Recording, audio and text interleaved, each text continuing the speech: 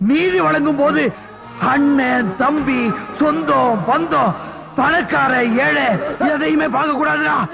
நாயத்தை மட்டும் தான் சொல்லணும். அனைவருக்கும் வணக்கம். நேற்று நாகர்கோவில் கிளைச்சிறையில சபரிவர்மன் என்கிற 35 வயது மதிக்கத்தக்க நபரு மாரடைப்பால் இறந்து போயிட்டாருன்னு சொல்லி சிறை காவலர்கள் சொல்றாங்க. உடனடியாக அந்த இறந்து போன சபரிவர்மனுடைய உறவினர்கள், அவங்க தங்கச்சி, அவங்க அப்பா அம்மா எல்லாருமே போறாங்க. போனால் உடலை பார்க்க விடல, அரசு மருத்துவமனைக்கு அனுப்பிச்சு சொல்கிறாங்க. அரசு மருத்துவமனைக்கு போனால் போஸ்ட்மார்ட்டம் கொடுத்துட்டோம், இப்போ அங்கே போங்க அப்படின்றாங்க. அங்கே போனாலும் முகத்தை பார்த்துக்க, முகம்லாம் வந்து கொஞ்சம் செவந்து போய், உடம்பெல்லாம் செவந்து போய், அங்கங்கே அடிபட்டு மூக்கெல்லாம் கண்ணி போய், முகம்லாம் கண்ணி போய் இருந்திருக்கு. இல்லையே இது வந்து மர்மமான மரணம் மாதிரி தெரியுதே அப்படின்னு சொல்லி அந்த உறவினர்கள் சாலை மறியலில் ஈடுபடுறாங்க. காவல்துறை வந்து சமாதானப்படுத்துறாங்க. சமாதான அடையில் இந்த சபரிவர்மனுடைய பெண் எடுத்த இடம் சிறுவில்லிபுத்தூர் பொண்ணு எடுத்திருக்காரு. சிறுவில்லிபுத்தூர்ல இருந்து அந்த உறவினர்கள்லாம் வந்துடுறாங்க. அவங்க பொண்ணு எடுத்த அவங்களுடைய மாமா எல்லா உறவினர்களும் வந்துடுறாங்க. அவங்க வந்து ஆர்ப்பாட்டத்தில் ஈடுபடுறாங்க. பிரச்சனை பெருசாகுது. காவல்துறை சிறைத்துறை தரப்புல அவர் மாரடைப்பால் மரணம் அடைஞ்சிட்டாரு அப்படின்னு சொல்றாங்க. இவங்க இல்ல இது மர்மமான மரணம், இவனை லாக்அப் டெத்தா அடிச்சே கொண்டிருக்காங்க, ஒன்னு சிறையில் வச்சு அடிச்சாங்களா இல்ல காவல் நிலையத்தில் அடிச்சு அடிச்சான்னு தெரியல. இதை வந்து உடனடியாக தமிழக அரசு இதற்கு சரியான நீதி வழங்க வேண்டும் அப்படின்னு சொல்லி கோரிக்கை வச்சிருக்காங்க. இன்றைக்கு வரைக்கும் அவருடைய உடலை இப்போ வரைக்கும் வாங்கலை. இன்னொரு பக்கம் இது எதற்காக இந்த சபரிவர்மன் கைது செய்யப்பட்டார்? ஏன்னா சிறையில் வச்சு அவர் வந்து போகிற அளவுக்கு பெரும் குற்றமாக இருக்கணும் இல்லையா? தமிழ்நாடு அரசு 2016-17 இந்த குட்கா, பான்பிராக்கு, ஹான்ஸு, கணேஷ் போயில இந்த மாதிரியான இதை தடை பண்ணுறாங்க. அதற்கு பிறகு தமிழ்நாட்டில் யாராவது இந்த பொருட்களை விற்றால் அவர்கள் வந்து வழக்கு பதிவு செய்து காவல்துறை கைது செய்வது வழக்கம். அந்த அடிப்படையில் இந்த சபரிவர்மன் மீதும் இந்த தடை செய்யப்பட்ட போதைப் பொருளாக இருக்கக்கூடிய இந்த புகையிலை வித்தார் அப்படிங்கிறதான் அவர் மீது குற்றச்சாட்டு. எவ்வளவு வித்துட்டாரு அப்படின்னா 3 பாக்கெட்டு. இவரை கைது பண்ணும்போது அவருடைய கடையில் இருந்தது 3 பாக்கெட்டு. கணேசோ ஏதோ ஒரு இதாக இருந்திருக்கு. 3 பாக்கெட்டு இருந்தாலும் 1 பாக்கெட் இருந்தாலும் குற்றம் தான், தடை செய்யப்பட்ட பொருள். இவர் யார் அப்படின்னு விசாரித்து பார்த்தா நாகர்கோவில் பக்கத்தில் சாமித்தோப்பு இருக்கு, ஐயா வைகுந்தருடைய கோவில் இருக்கு. அந்த சாமித்தோப்பு பக்கத்தில் ஈத்தன்காடு அப்படிங்கிற ஒரு பகுதி. அந்த ஈத்தன்காட்டில் தான் ஒரு சின்ன பெட்டி கடை அப்படின்னா ஒரு 3 அடி அகலம், 2 அடி அகலம், அவ்வளோதான் மொத்தமே. இந்த பெட்டிக்கடையோட அளவு மொத்தமாக ஒரு 3க்கு 3 ஒரு ஆள் தான் நிற்க முடியும். இந்த பெட்டிக்கடையுடைய ஒரு நாள் வருமானம் மொத்த வருமானமாக வச்சா கூட 1000 ரூபா, லாபம்னு பார்த்தா 300 ரூபா, 200 ரூபா, 300 ரூபா, அவ்வளோதான் அதிகபட்ச லாபம். இவங்க வந்து இந்த பூர்வீகமாக அங்கே ஒரு கோயில் வச்சுருந்துருக்காங்க. அந்த கோவிலில் வழிபாடு நடத்துவது, அதில் அவருடைய வருமானத்தை வைத்துக்கொண்டு இந்த குடும்பம் வாழ்ந்துட்டு இருக்காங்க. கேரளாவை பூர்வீகமாக கொண்ட குடும்பம். தமிழ்நாட்டுக்கு இவங்க வந்து கேரளாவை பூர்வீகம் கொண்ட தமிழ்நாட்டிலுடைய பார்டரில் வந்து வாழ்ந்துருக்காங்க. அந்த நெடுஞ்சாலையுடைய விரிவாக்கத்தில் அந்த கோவில் இடிக்கப்படுது.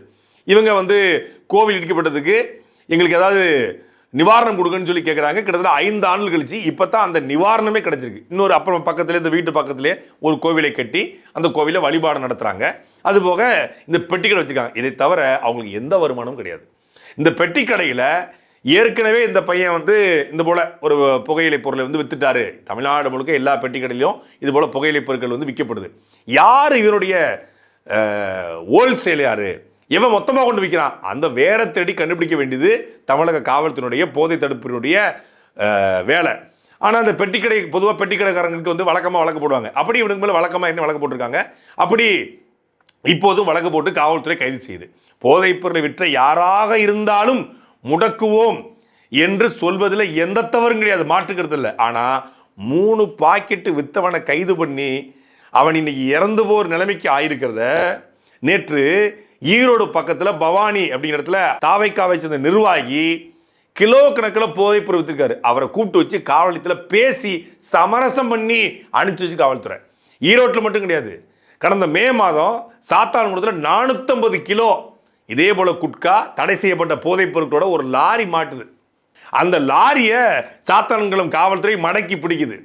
மடக்கி பிடிச்சா டிரைவரை மேலே வழக்கு, லாரியை தூக்கி சாத்தான்குளம் ஸ்டேஷனில் விட்டாங்க. ஆனால் ஒட்டுமொத்தமான தமிழ்நாட்டில் பாதிக்கு பாதி இந்த போதைப் பொருளை விற்பது யாருன்னு பார்த்தா இன்றைக்கு சாத்தான்குளத்தில் தாவேக்காவுடைய மாவட்ட பொறுப்பில் இருக்கக்கூடிய குணசேகரன் அப்படிங்கிற நபர். இந்த குணசேகரன் தான் தமிழ்நாட்டில் பாதிக்கு பாதி போதைவர் வைக்கிறான். ஏன்னா கர்நாடகாலேருந்து கொண்டு வந்து தேங்காய் கொண்டு வர போல, தேங்காய் மட்டை கொண்டு வரது போல, சணல் கொண்டு வரது விட கீழே பூரா போதைப் பொருள் அடக்கி வச்சு பல்லடத்தில், திருப்பூரில், காங்கேயத்தில், கோயம்புத்தூரில், திருநெல்வேலியில், புது திருநெல்வேலி பாளையங்கோட்டையில் என்று கிட்டத்தட்ட 11 வழக்குகள் 5 வழக்குகள் விசாரணை கொடுக்கப்பட்டு குற்றப்பத்திரிகை தாக்கல் செய்யப்பட்டிருக்கு. ஒரு குற்றப்பத்திரிகை தாக்கல் செய்யப்பட்ட போதை கடத்தல் குற்றவாளி குணசேகரன் தாவேக்கால பொறுப்பில் இருக்கான். அவன் மீது வழக்கு இல்லை, அவன் கைது செய்யப்படல. ஆனா 3 பாக்கெட் வித்ததற்காக இந்த சபரிவர்மன் கைது செய்யப்பட்டு இன்றைக்கு ஆளே காலி. நான் விசாரிச்ச வரையில இந்த சபரிவர்மன் அங்க இருக்கக்கூடிய பத்திரிகையாளர்கள்ட்ட, நாம் தமிழ் கட்சியின் பொறுப்பாளர்கள்ட்ட, அங்க இருக்கக்கூடிய நம்ம நண்பர்கள்ட்ட விசாரிச்ச வரைக்கும் இந்த சபரிவர்மன் வந்து எந்த கெட்ட பழக்கமும் கிடையாது. அதாவது பெட்டிக்கடை வச்சிருக்காப்புல, ஒரு மிகப்பெரிய இறை நம்பிக்கை கொண்டவர், ஆன்மீக பற்று கொண்டவர். அப்பாவுமே அப்படிதான், எந்த கெட்ட பழக்கமும் கிடையாது. 35 வயசு ஆகுது. ஒரு 5 வருஷம் முன்னாடி திருமணம் வந்து 4 வயசுல மகன் இருக்கான். இவருக்கு இயல்புல மாரடைப்பு வருவதற்கான எந்த சாத்தியக்கூறும் கிடையாது. இப்போ வந்து 35 வயசு பையன், ஒரு பிபி இருக்கு, சுகர் இருக்கு, ஏதாவது பிரச்சனை இருக்கு, ஒரு தண்ணி அடிக்கக்கூடிய பையன், இல்லை தம் அடிப்பான் அப்படின்னா கூட மாரடைப்பு வரல சொல்லலாம். இவனுக்கு மாரடைப்பு வருவதற்கான வாய்ப்பே இல்லை. இதே மாதிரி தான் 2019 இறுதியில் சாத்தான்குளத்தில் ஃபெனிக்ஸுக்கு மாரடைப்பு வந்துச்சு. அப்புறம் ஜெயராஜுக்கு மாரடைப்பு வந்துச்சு. அதுக்கப்புறம் தான் தெரிஞ்சுது ஜெயராஜும் ஃபெனிக்ஸும் காவல் நிலையத்தில் வைத்து கொடுமையாக தாக்கப்பட்டு அப்பாவும் பையனையும் நிர்வாணமாக நிப்பாட்டி இப்போ சமீபத்திலோட தீர்ப்பு சொன்னது 2 பேரையும் இந்தியாவில் யாருக்கும் நடக்காத கொடூரத்தை அந்த காவல்துறை அதிகாரிகள் செய்தார்கள். குறிப்பாக ஸ்ரீதர் வந்து பத்தலை, கேட்கணும், இன்னும் கேட்கணும், சத்தம் கேட்கணும் அப்படின்னு சொல்லி கேட்டார். குரூரமாக அவர் வந்து இருந்தார் அப்படின்னு சொல்லி நீதிபதிகள் சொன்னாங்க. அதே போல் 2 பேருடைய பிறப்புறுப்புலையும் லத்தியை வச்சு அடித்து முழுக்க ரத்த கசிவு இருந்துச்சு. அந்த மருத்துவர்கள் பரிசோதிக்கலை. கிளைச்சிறை, கோயில்பட்டி கிளைச்சிறை கொண்டு விட்டு அந்த கிளைச்சிறையிலையும் அவங்க கவனிக்கலை. அதுக்கப்புறம் மாரடைப்புன்னு சொல்லி பூசி முழுக பார்க்குறாங்க. அதுக்கப்புறம் சமூக ஆர்வலர்கள், அன்னைக்கு இந்த நாம் தமிழ் தலைமை சீமானவர்கள் எல்லாரும் எதிர்ப்பு குரல் கொடுத்தோடனே அன்னைக்கு எதிர்கட்சியாக இருந்த உதயநிதி ஸ்டாலின் எல்லாரும் போய் நின்னதுக்கு பிறகு அதுக்கப்புறம் பிரச்சனை பெருசாக மாறுது. ஊர் மக்கள்லாம் திறன் நிற்கிறாங்க. அதுக்கப்புறம் தான் அதுக்கு ஒரு தீர்வு கிடைக்குது.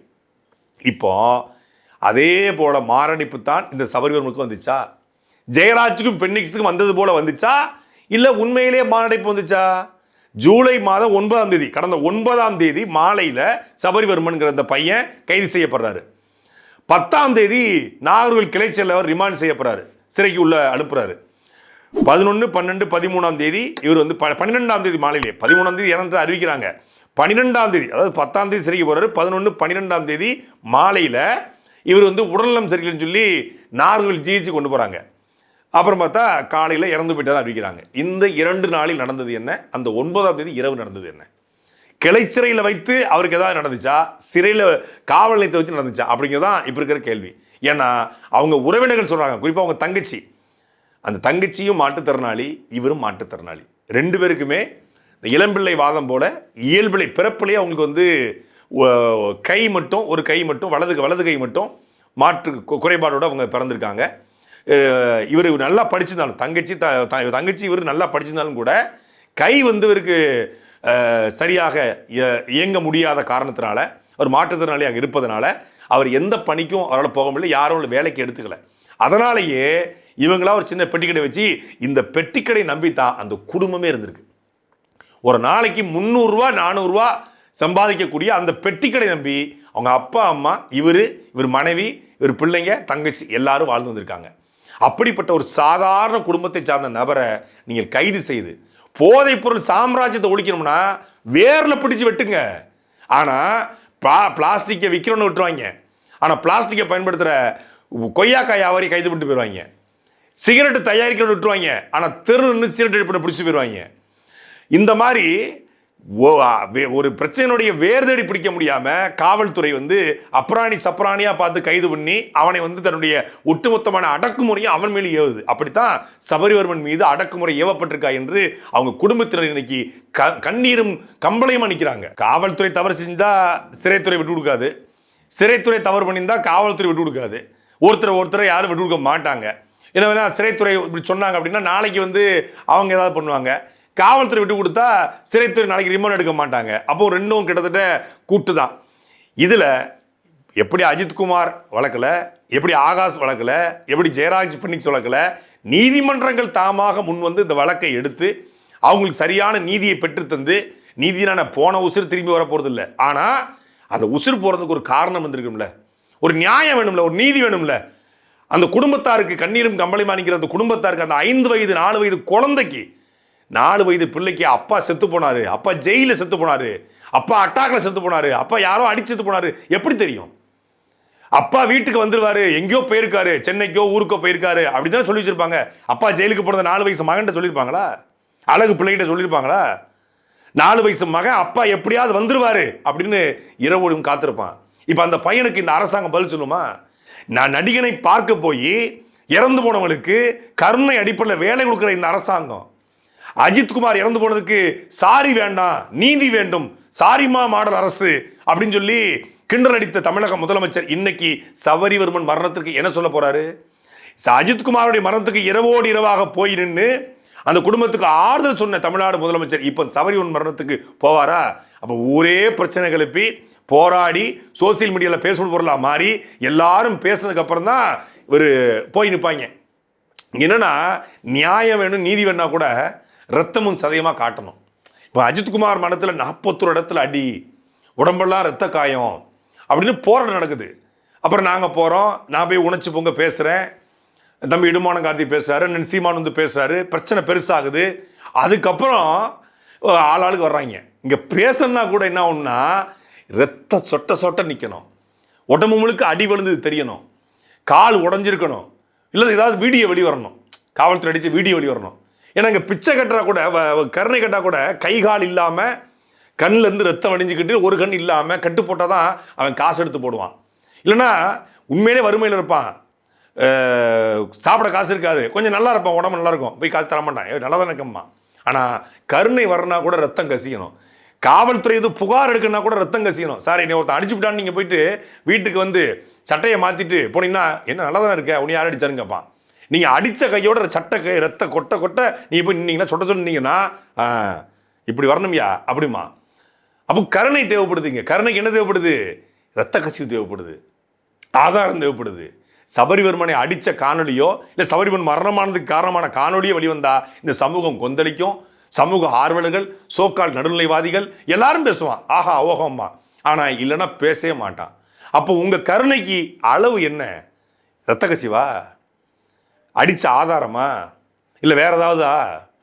அஜித்குமாருக்கு என்ன நடந்ததோ, ஜெயராஜ் பண்ணி நடந்ததோ அதுதான் சபரிமலைக்கு நடந்துச்சுன்னு சொல்லி அந்த குடும்பம் அடித்து சொல்லுது. ஏன்னா 35 வயசு பையன் சிறையில் போய் மாரடைப்பு வந்து மரணம் அடைறதுக்கு வாய்ப்பே கிடையாதுன்னு சொல்கிறாங்க. அதனால் தமிழக முதலமைச்சர் அஜித்குமாருக்கு நின்ற, ஜெயராஜ் பன்னீஸுக்கு ஆதரவாக நின்ற தமிழக முதலமைச்சர், சாரி வேண்டாம் நீதி வேணும் சொன்ன தமிழ்நாடு முதலமைச்சர் இந்த சபரிவர்மனுடைய மரணத்தில் உண்மையான நியாயத்தை, நீதியை பெற்றுத்தரணும். தமிழ்நாட்டுடைய நேர்மையான நீதிபதிகள் இந்த சபரிவர்மனுடைய மரணத்தில் என்ன நடந்துச்சு அப்படிங்கிறத அந்த குடும்பத்திற்கு சொல்லி, தமிழ்நாட்டுக்கும் சொல்லி, இந்த உண்மையிலே காவல்துறை அடிச்சிருந்தா அவங்களுக்கான தண்டனை கொடுக்கப்படணும், சபரிவர்மனுக்கான நியாயமும் நீதியும் கிடைக்கணும். சாட்டை எடுத்து நாட்டை திருத்து, இளம் தலைமுறை தானே நீ வழி